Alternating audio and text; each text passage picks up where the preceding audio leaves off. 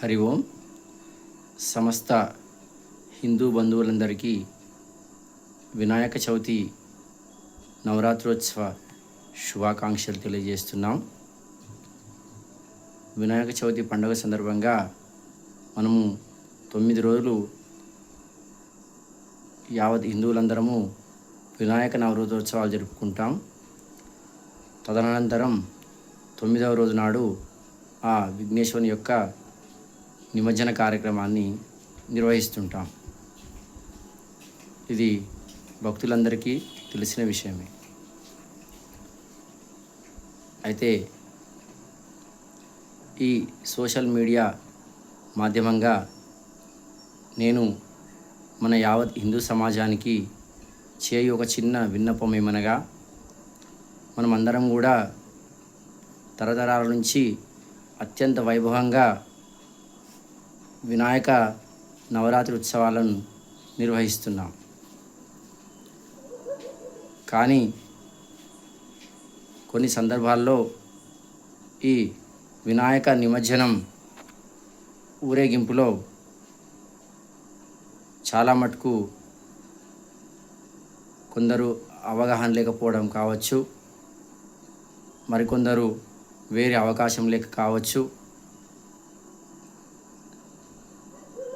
ఈ వినాయక ఉత్సవాలలో సాంప్రదాయ పద్ధతులను కాకుండా విదేశీ విధానాలను, అంటే డీజే పెట్టుకొని డ్యాన్స్ చేయడం కానీ, భారీ శబ్దాలతో బ్యాండ్ లాంటి శబ్దాలను మోగించడం కానీ చేస్తూ సాంప్రదాయానికి భిన్నంగా ఆ విఘ్నేశ్వరుని యొక్క ఊరేగింపును చేస్తున్నాం.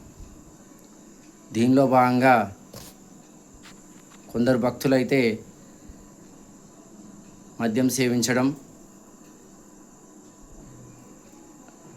సేవించిన తర్వాత ఆ డీజే బాక్స్లో కూడా డ్యాన్స్ చేయడం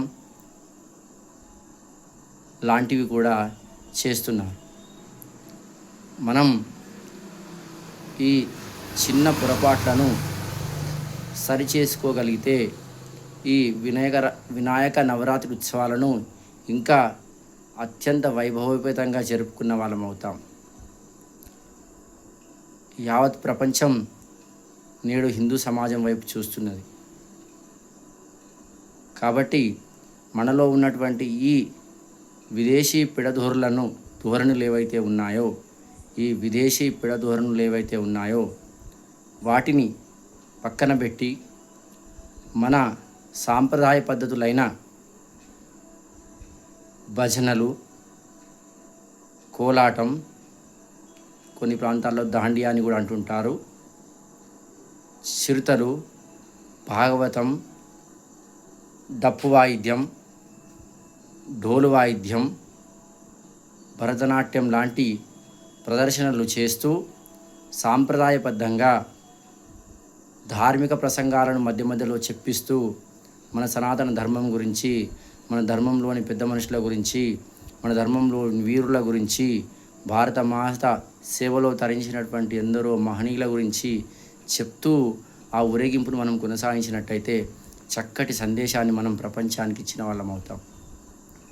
కాబట్టి ప్రియ హిందూ బంధువులారా, నా యొక్క చిన్న విన్నపం ఏమనగా, రేపటితో వినాయక నవరాత్రి ఉత్సవాలు ముగుస్తున్నాయి. అందరం కూడా ఆ వినాయక నిమజ్జన కార్యక్రమంలో భాగంగా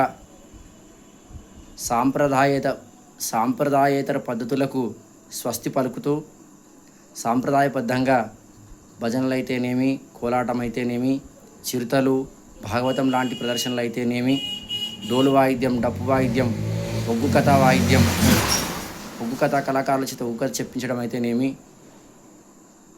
వేరే చిన్నారుల చేత సాంప్రదాయబద్ధమైనటువంటి భరతనాట్యం, కూచిపూడి లాంటి నృత్య ప్రదర్శన చేయించడం లాంటివి అయితేనేమి, మధ్యలో పెద్ద మనుషుల చేత ధార్మిక ప్రసంగాలు చెప్పించడం అయితేనేమి, స్వామీజీల చేత అందుబాటులో ఉంటే స్వామీజీల చేత కూడా ధార్మిక ప్రసంగాలు చెప్పిస్తే చక్కటి పరమార్థాన్ని మనం ఈ నిమజ్జన సమయంలో మనం యావత్ ప్రపంచానికి అందించిన వాళ్ళం అవుతాం.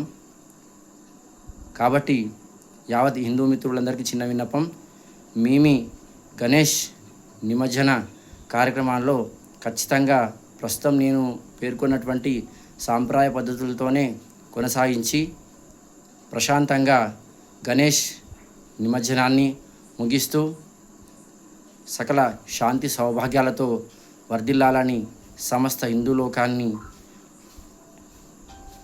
ప్రార్థిస్తూ నా ఈ చిన్న విజ్ఞాపనను ముగిస్తున్నాను. ఇట్లు మీ శివప్రసాద్.